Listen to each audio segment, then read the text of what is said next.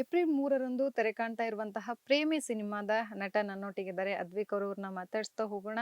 So ಎಲ್ರು ಹೇಳ್ತಾರೆ 2 ದೋಣಿ ಮೇಲೆ ಕಾಲಿಡ್ಬೇಡಿ ಅಂತ ಹೇಳಿ. ಆದ್ರೆ ಈ ಚಿತ್ರದಲ್ಲಿ ಇವ್ರು ಇಬ್ರು ಹುಡುಗಿರನ್ನ ಮದ್ವೆ ಆಗೋಕ್ ಹೊರಟಿದ್ದಾರೆ. ಹಾಗಾದ್ರೆ ಯಾರಿಗ್ ತಾಳಿ ಕಟ್ತಾರೆ ಅನ್ನುವಂತ ಪ್ರಶ್ನೆ ಸದ್ಯಕ್ಕೆ ಎಲ್ರಿಗೂ ಇರುವಂತದ್ದು. ಹಾಗಾದ್ರೆ ಯಾರಿಗ್ ತಾಳಿ ಕಟ್ತೀರಾ? ಮೇಡಮ್ ಸಿನಿಮಾ 3ನೇ ತಾರೀಕು ರಿಲೀಸ್ ಆಗ್ತಾ ಇದೆ. ದಯವಿಟ್ಟು ಥಿಯೇಟ್ರಲ್ಲಿ ಬಂದು ನೋಡಿದ್ರೆ ಗೊತ್ತಾಗುತ್ತೆ ಯಾರಿಗೆ ತಾಳಿ ಕಟ್ತಾ ಇದೀನಿ ಅಂತ. ಸೊ ಆಬ್ವಿಯಸ್ಲಿ ಕಟ್ತಾ ಇದೀನಿ. ಯಾರಿಗೆ ಅಂತ ನನಗೂ ಗೊತ್ತಿಲ್ಲ. ಕಣ್ಣು ಮುಚ್ಕೊಂಡು ಕಟ್ಟಿದ್ದೀನಿ. 3ನೇ ತಾರೀಕು ಥಿಯೇಟ್ರಲ್ಲೇ ನೋಡೋಣ ಅಂತ. ಇದು ಮೊದಲನೇ ಮೊದಲನೇ ಸಲನ ತಾವು ತಾಳಿ ಕಟ್ತಿರೋದು ಸಿನಿಮಾದಲ್ಲಿ? ಹೌದು ಹೌದು ಹೌದು. ಪ್ರೇಮಿ ಸಿನಿಮಾ. ಸೊ ಈ ಪ್ರೇಮಿ ಸಿನಿಮಾ ಅಂದ ತಕ್ಷಣ ನಿಮಗೇನ್ ಅನ್ಸುತ್ತೆ? ಯಾಕೆ ಜನ ಬಂದು ಪ್ರೇಮಿ ಸಿನಿಮಾವನ್ನ ನೋಡ್ಬೇಕು? ಪ್ರೇಮಿ ಸಿನಿಮಾ ಏನಕ್ಕೆ ನೋಡಬೇಕು ಅಂದರೆ ಒಬ್ಬರು ಮೊದಲನೇದಾಗಿ ಒಬ್ಬ ಹೊಸ ಪ್ರತಿಭೆ ಬರ್ತಾ ಇರೋದು. ಯಾಕಂದರೆ ಇಂಡಸ್ಟ್ರಿಯಲ್ಲಿ ಬೇರೆ ಇಂಡಸ್ಟ್ರಿಯಲ್ಲಿ ನೋಡಿದ್ರೆ ಸುಮಾರು ಜನ ಹೀರೋಸ್ಗಳು ಬರ್ತಾ ಇದ್ದಾರೆ. ನಮ್ಮ ಕನ್ನಡದೊಳಗೆ ಸ್ವಲ್ಪ ಕಡಿಮೆ ಬರ್ತಾ ಇದ್ದಾರೆ. ಸೊ ಇವಾಗ ನಾವು ಬರ್ತಾ ಇದ್ದೀವಿ ಮೊದಲನೇದಾಗಿ. ಸೊ ಅದೊಂದು ಕಾರಣ. ಎರಡನೇದಾಗಿ ಈ ಎಲ್ಲರ ಲೈಫಲ್ಲೂ ಒಬ್ಬ ಪ್ರೇಮಿ ಅಂತ ಒಬ್ಬನು ಇರ್ತಾನೆ. ಅವನ ಮನಸ್ಸಲ್ಲಿ ಯಾರನ್ನಾದ್ರೂ ಒಬ್ರನ್ನ ಇಷ್ಟಪಟ್ಟೇ ಪಡ್ತಾನೆ. ಒಂದು ಅಫೆಕ್ಷನ್ನು, ಒಂದು ಲವ್ ಏನಾದರೂ ಒಂದು ಇರುತ್ತೆ. ಆ ಪ್ರೀತಿ ಅವನಿಗೆ ಸಿಗತ್ತಾ? ಸಿಗಲ್ವಾ? ಸುಮಾರು ಜನಕ್ಕೆ ಸಿಗತ್ತೆ, ಸುಮಾರು ಜನಕ್ಕೆ ಸಿಗಲ್ಲ. ಸೊ ಅದನ್ನ ನೋಡಬೇಕು ಅನ್ನೋದಕ್ಕೆ ಬರಬೇಕು. ಇದರಲ್ಲಿ ನಿಮ್ಗೆ ಪ್ರೀತಿ ಸಿಕ್ಕಿದ್ಯಾ? ಅದೇ 3ನೇ ತಾರೀಕು ನಾನು ಕಾಯ್ತಾ ಇದ್ದೀನಿ ಮೇಡಮ್. ಆ ಪ್ರೀತಿ ಸಿಗತ್ತೋ ಇಲ್ವೋ ಅಂತ ನೋಡೋದಕ್ಕೆ. ಸೊ ಅದನ್ನ ನಾನು ವೆಯ್ಟ್ ಮಾಡ್ತಾ ಇದ್ದೀನಿ. ಈ ಪ್ರೇಮಿ ಸಿನಿಮಾ ನಿಮ್ಗೆ ಹೇಗೆ ಒಲ್ದು ಬಂದಿರೋದು ಸರ್? ಈ ಪ್ರೇಮಿ ಸಿನಿಮಾ ಅನ್ನೋದು ಅದೇ ನಮ್ಮ ತಂದೆ ತಾಯಿ ಆಶೀರ್ವಾದ. ಮತ್ತು ಇಷ್ಟು ವರ್ಷದಿಂದ ನಾನು ಆಸೆ ಪಟ್ಕೊಂಡು ಬಂದಿರೋಂಥದ್ರಲ್ಲಿ ದೇವರೇನೋ ಒಂದು ಕರುಣಿಸಿದ್ದಾನೆ. ಪ್ರೇಮಿ ಅನ್ನೋ ಟೈಟಲ್ ಆಗಲಿ, ಆಮೇಲೆ ಒಳ್ಳೆ ಡೈರೆಕ್ಟ್ರ್ ಸಿಕ್ಕಿದ್ದಾರೆ, ಒಳ್ಳೆ ಟೀಮ್ ಸಿಕ್ಕಿದೆ. ಸೊ ಅದರಿಂದ ಪ್ರೇಮಿ ಬರ್ತಾ ಇದೆ. ಇದು ತಮ್ಮ ಮೊದಲನೇ ಸಿನಿಮಾ ಅಂತ ಕೇಳ್ಪಟ್ಟೆ. ಈಗ ಒಂದು ಕತೆ ನಿಮ್ಮನ್ನ ಹುಡುಕಿಕೊಂಡು ಬಂದಾಗ, ಆ ಕತೆ ಕೇಳಿದಾಗ ನಿಮ್ಗೆ ಏನ್ ಅನ್ನಿಸ್ತು? ಯಾಕೆ ನಾನು ಈ ಕತೆಗೆ ಒಪ್ಕೋಬೇಕು ಅಂತ ನಿಮ್ಗೆ ಅನ್ನಿಸ್ತು? ಮೊದಲನೇದಾಗಿ ಈ ಕತೆ ಬರೆದಿದ್ದು ನಮ್ಮ ತಾಯಿ. ಸೊ ಒಬ್ಬ ತಾಯಿ ಕತೆ ಕೊಡ್ತಿದಾರೆ ಅಂದರೆ ಮಗನಿಗೋಸ್ಕರ 100% ಅದು ಚೆನ್ನಾಗಿದ್ದೇ ಇರುತ್ತೆ. ಮಗನಿಗೆ ಅದು ಏಳಿಗೆ ಬಂದೇ ಬರುತ್ತೆ. ಸೊ ಅದಕ್ಕೊಂದು ನಾನು ನಮ್ಮ ತಾಯಿಗೆ ಯಾವತ್ತೂ ಇಲ್ಲ ಅಂತ ಹೇಳಿಲ್ಲ. ಸೊ ಅವ್ರ ಕತೆ ಕೊಟ್ಟಾಗ ನಾನು ಇದು ಮಾಡಿದೆ. ಆಮೇಲೆ ಅದನ್ನು ಡೈರೆಕ್ಟರ್ ಸರು ಅದನ್ನು ಸಿನಿಮ್ಯಾಟಿಕ್ ಲ್ಯಾಂಗ್ವೇಜಲ್ಲಿ ಅದನ್ನು ಕನ್ವರ್ಟ್ ಮಾಡಿಕೊಂಡು ತುಂಬ ಚೆನ್ನಾಗಿ ಬ್ಯೂಟಿಫುಲ್ಲಾಗಿ ತೊಗೊಂಬಂದಿದ್ದಾರೆ. ಹಂಗಾಗ್ಬಿಟ್ಟು ಪ್ರೇಮಿ ಅದನ್ನು ಒಪ್ಕೊಳ್ಳೇಬೇಕಾಯ್ತು. ಈ ಪಾತ್ರನ ಯಾರೇ ಆಗಲಿ ಒಪ್ಕೊಂಡೇ ಒಪ್ಕೊತಾರೆ. ಏನಕ್ಕೆ ಅಂದರೆ ಇದು ಫಸ್ಟು ಇದನ್ನು ಪಾತ್ರ ಡಿಸೈಡ್ ಮಾಡಿದಾಗ ಡೈರೆಕ್ಟರ್ ಸರ್ ನಮ್ಮದೆಲ್ಲ ಆ್ಯಕ್ಟಿಂಗ್ ನೋಡಿಬಿಟ್ಟು ಒಂದು ವರ್ಕ್‌ಶಾಪ್ ಟೈಮಲ್ಲಿ ಏನು ಮಾಡಿದ್ರು, ನಿತಿನ್ ಈ ಪಾತ್ರ ನೀವು ಮಾಡಿ ಚೆನ್ನಾಗಿರುತ್ತೆ ಅಂತ ಹೇಳಿದ್ರು. ನಾನು ಅದಕ್ಕೆ ಸರಿ ಸರ್ ಮಾಡ್ತೀನಿ, ಬಟ್ ಇದೇನೋ ಒಂದು ಸ್ವಲ್ಪ ಫ್ಲ್ಯಾಟ್ ಆಗತ್ತಾ ಹೆಂಗೆ ನಂಗೆ ಭಯ ಕಾಡ್ತಾ ಇದೆ. ಮೊದಲನೇ ಸಿನಿಮಾ ಯಾವುದೇ ರೀತಿ ಆಡಂಬರ ಇಲ್ಲದೇನೆ. ಆವಾಗ ಸರ್ ಹೇಳಿದ್ದೇನು ಅಂದರೆ, ಇಲ್ಲ ಯಾವಾಗಲೂ ಒಬ್ಬ ಕಲಾವಿದನಾದವನು ಒಂದು ಪಾತ್ರಕ್ಕೆ ಪ್ರಾಮುಖ್ಯತೆ ಕೊಡಬೇಕು. ನೀವು ಅಂದ್ಕೊಂಡಿದ್ದೀರಾ ಇದು ಇವತ್ತು ಹೀಗಿದೆ ಅಂತ, ನೀವು ಮಾಡ್ತಾ ಮಾಡ್ತಾ ಆ ಪಾತ್ರ ನಿಮಗೆ ಲೈಕ್ ಆಗತ್ತೆ. ಸೊ ನಾನು ಆವಾಗ ಸ್ವಲ್ಪ ಭಯ ಪಟ್ಟಿದ್ದೆ ನಿಜ. ಆದರೆ ಬರ್ತಾ ಬರ್ತಾ ಆ ಪಾತ್ರ ಮಾಡುವಾಗ ನನ್ನಲ್ಲೇ ಆದಂಥ ಒಂದು ಹೊಸ ಬದಲಾವಣೆ ಕಾಣ್ತು. ಆ ಪಾತ್ರ ನಾನು ಇಷ್ಟಪಡೋಕ್ಕೆ ಸ್ಟಾರ್ಟ್ ಮಾಡಿದೆ. ಫೈನಲಿ ಸಿನಿಮಾ ಕಂಪ್ಲೀಟ್ ಆದಾಗ ಅನ್ನಿಸ್ತು, ಈ ಥರ ಪಾತ್ರ ಸಿಗೋದು ತುಂಬ ಕಡಿಮೆ. ಬೇಕಾದ್ರೆ ಇವಾಗ ಓವರ್ ಆ್ಯಕ್ಟಿಂಗು, ಇನ್ನೊಂದು ಮತ್ತೊಂದು ಜಾಲಿಯಾಗಿ ಎಷ್ಟು ಜನ ಬೇಕಾದರೂ ಮಾಡ್ಬೋದು. ಬಟ್ ಈ ಥರ ಪಾತ್ರ ಸಿಕ್ಕಿ ಮಾಡೋದಿದೆಯಲ್ಲ, ಅದು ಮೊದಲನೇ ಸಿನಿಮಾಗೆ ಅದು ಒಂದು ನಾನು ಐ ಆಮ್ ಬ್ಲೆಸ್ಡ್ ಅಂತ ಹೇಳ್ಬೋದು.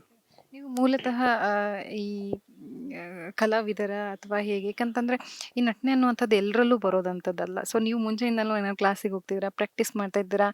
ಹೇಗೆ ಇದು ನಿಮ್ಮ ಜರ್ನಿ? ಈ ಸಿನಿಮಾದ ಜೊತೆಗೆ ನಂಟು ಶುರುವಾಗಿದ್ದು ಹೇಗೆ? ಇದು ಚಿಕ್ಕ ವಯಸ್ಸಿಂದನೂ ಈ ನಂಟಿದೆ ಮೇಡಮ್.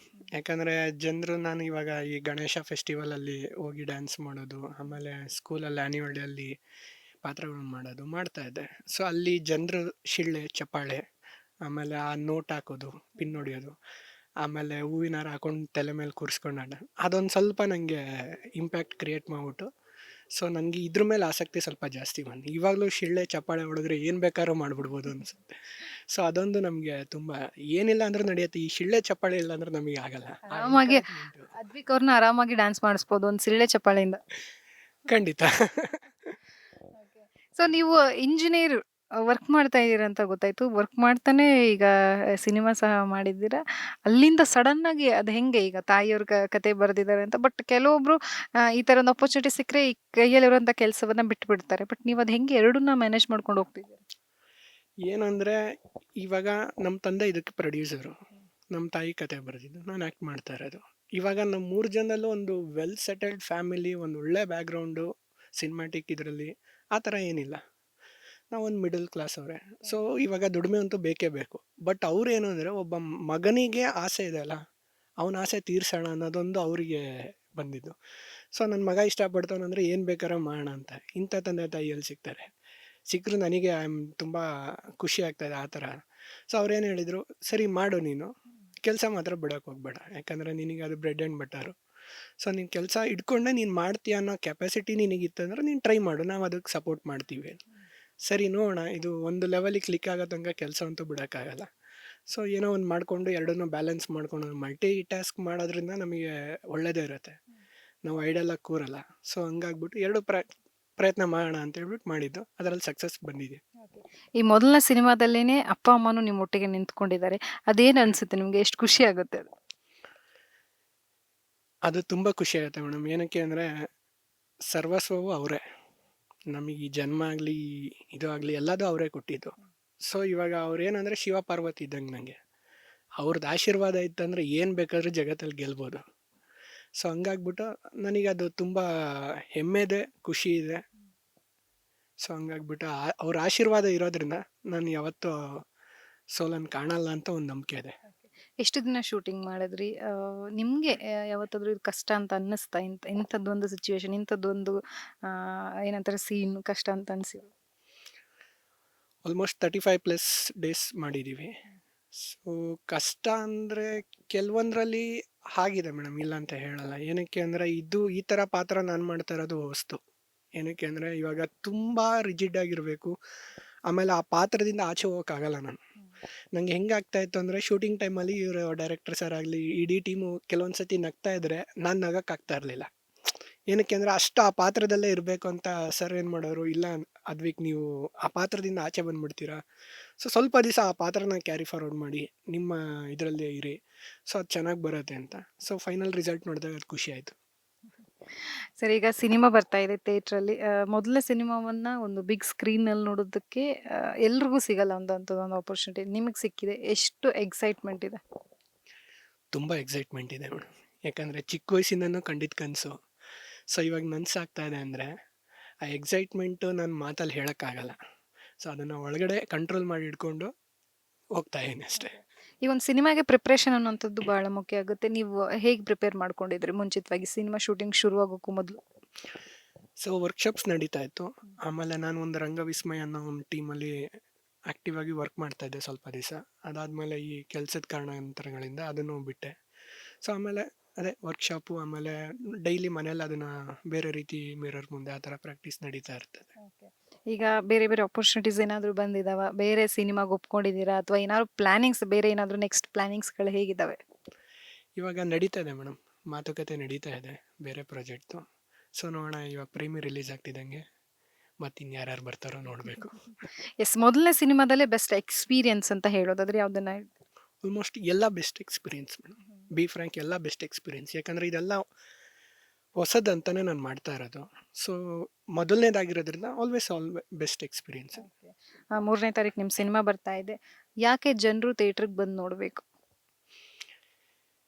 ಸೊ ಒಂದು ಹೊಸ ಪ್ರತಿಭೆ 3ನೇ ತಾರೀಕು ಅವ್ರ ಥಿಯೇಟ್ರಿಗೆ ಬಂದು ನೋಡಿದಾಗ ಏನಾದರೆ ಒಂದು ಬೆಳೆಸ್ಬೋದು ಅಂತ. ಇವಾಗ ನಮ್ಮ ಕಡೆಯಿಂದ ಏನಾಗುತ್ತೋ ಅದನ್ನು ನಾವು ಮಾಡಿದ್ದೀವಿ. ಸೊ ಇವಾಗ ಬಾಲು ಜನರಲ್ ಕೋರ್ಟಲ್ಲಿದೆ. ಸೊ ಅವ್ರು ಇವಾಗ 6 4 ಅವ್ರು ಹೊಡಿಬೇಕು. ಸೊ ಅದನ್ನು ನೋಡಿದ್ರೆ ನಮಗೂ ಖುಷಿ ಆಗುತ್ತೆ. ಒಂದು ಒಳ್ಳೆ ಪ್ರಯತ್ನಕ್ಕೆ, ಒಂದು ಒಳ್ಳೆ ಕಷ್ಟಪಟ್ಟು ಮಾಡಿರೋದಕ್ಕೆ ಒಂದು ಬೆಲೆ ಸಿಗತ್ತೆ ಅಂತ ಅಂದ್ಕೊಂಡಿದ್ದೀನಿ. ಸರ್, ಈಗ ಇತ್ತೀಚೆಗೆ ತುಂಬ ಕೇಳಿ ಬರ್ತಾ ಇರುವಂತಹ ಮಾತು ಅಂತಂದ್ರೆ ಕನ್ನಡ ಸಿನಿಮಾಗೆ ಅಷ್ಟು ಆದ್ಯತೆ ಸಿಗ್ತಾ ಇಲ್ಲ, ನೋಡುವ ಜನಸಂಖ್ಯೆ ಕಮ್ಮಿ ಆಗಿದೆ ಅಂತೆ. ಇದು ನಿಮ್ಮ ಮೊದಲನೇ ಸಿನಿಮಾ ಆಗಿರೋದ್ರಿಂದಾಗಿ ನಿಮ್ಗೆ ಆ ಥರ ಫೀಲ್ ಆಗಿದೆಯಾ? ಅಂದ್ರೆ ಈಗ ಜನರು ನೋಡೋದೇ ಇಲ್ವಾ? ಯಾಕಂದ್ರೆ ಕೇಳಿ ಬರ್ತಾ ಇದ್ದಾವೆ ಮಾತುಗಳು ತುಂಬ ಇಲ್ಲ, ಅದಕ್ಕೇನು ಹೇಳ್ತೀರಿ? ನೋಡೋದೇ ಇಲ್ಲ ಅಂತ ನಾನು ಹೇಳಲ್ಲ ಮೇಡಮ್. ಯಾಕಂದರೆ ಇವಾಗ ಕಾಂತಾರ ಸಕ್ಸಸ್ ಆಯಿತು, ಆಮೇಲೆ ಲವ್ ಮಾಕ್ಟೇಲ್ 3 ರೀಸೆಂಟಾಗಿ ಸಕ್ಸಸ್ ಆಗ್ತಾ ಇದೆ, ದುರಂಧರ್ ಸಕ್ಸಸ್ ಆಗ್ತಾ ಇದೆ. ದುರಂಧರ್ ಬೇರೆ ಭಾಷೆ ಆಗಿರ್ಬೋದು, ಬಟ್ ಸಿನಿಮಾ ಸಕ್ಸಸ್ ಕಾಣ್ತಾ ಇದೆ. ಬಟ್ ನಾವು ಅದನ್ನು ಹೆಂಗೆ ಪೋರ್ಟ್ರೇ ಮಾಡ್ತೀವಿ ಅನ್ನೋದ್ರ ಮೇಲೆ ನಿಂತಿದೆ. ಸೊ ಹಂಗಾಗ್ಬಿಟ್ಟು ನಾವು ಇವಾಗ ಜನ ಬರ್ತಾ ಇಲ್ಲ, ನೋಡಲ್ಲ ಅನ್ನೋದು ಜನರ ಮೇಲೆ ತಪ್ಪು ಹೊರಿಸೋದು ನಮ್ಮ ತಪ್ಪಾಗತ್ತೆ. ಸೊ ನಾವು ಚೆನ್ನಾಗಿ ಮಾಡಿದ್ದೀವಿ ನೋಡಿ ಅನ್ನೋದನ್ನು ನಾವು ಹೇಳ್ಬೋದು. ಇವಾಗ ನಮಗೆ ಅದನ್ನು ಹೇಳೋಕ್ಕಾಗಲ್ಲ. ಏನು ಅಂದರೆ ನೋಡೋಣ, ಜನ ನೋಡ್ತಾರೆ ಅನ್ನೋ ಒಂದು ನಂಬಿಕೆ ಇದೆ. ಸೊ ಕನ್ನಡ ಸಿನಿಮಾನ ಪ್ರತಿಯೊಬ್ಬರು ನೋಡೇ ನೋಡ್ತಾರೆ. ಕನ್ನಡ ಅಂದರೆ ಎಲ್ಲರಿಗೂ ಅಭಿಮಾನ ಇದ್ದೇ ಇದೆ. ಸೊ ಹಂಗಾಗ್ಬಿಟ್ಟು ಸಿನಿಮಾ ನೋಡ್ತಾರೆ ಅನ್ನೋ ನಂಬಿಕೆ. Okay. ಕೊನೆಯದಾಗಿ ವೀಕ್ಷಕರಿಗೆ ಹೇಳೋದಾದ್ರೆ ಏನ್ ಹೇಳ್ತೀರಾ? ದಯವಿಟ್ಟು ಎಲ್ಲರೂ ಪ್ರೇಮಿ ಸಿನಿಮಾನ ಏಪ್ರಿಲ್ 3ಕ್ಕೆ ಥಿಯೇಟ್ರಲ್ಲೇ ನೋಡಿ. ಸೊ ಪೈರಸಿನ ಅವಾಯ್ಡ್ ಮಾಡೋಣ. ಸೊ ಹೊಸ ಪ್ರತಿಭೆಗಳಿಗೆ ಸಪೋರ್ಟ್ ಮಾಡಿ. All the best sir. So ನೋಡುದ್ರಲ್ಲ, ಇದು ಪ್ರೇಮಿ ಸಿನಿಮಾದ ನಟನ ಮಾತಾಗಿರುವಂತಹದ್ದು. ಕ್ಯಾಮ್ರಾ ಪರ್ಸನ್ ಗಂಗಾಧರ್ ಜೊತೆ ಲಕ್ಷ್ಮೀ ಬಾಗಲಕೋಟಿ, ಅಶ್ವವೇಗ ನ್ಯೂಸ್, ಬೆಂಗಳೂರು. ಹೊಟ್ಟೆ ನೋವು, ಗ್ಯಾಸ್ ಟ್ರಬಲ್, ಆಸಿಡಿಟಿಗೆ ಚಿಂತೆ ಬೇಡ. 1 ಚಮಚ ಅಮೃತ ಬಿಂದು ಔಷಧಿ ನಿರಾಳತೆಯ ಅನುಭವ ನೀಡುತ್ತದೆ. ಅಮೃತ ಬಿಂದು, ಕೋಟ್ಯಾಂತರ ಜನರ ನೆಚ್ಚಿನ ಆಯುರ್ವೇದ ಪರಿಹಾರ.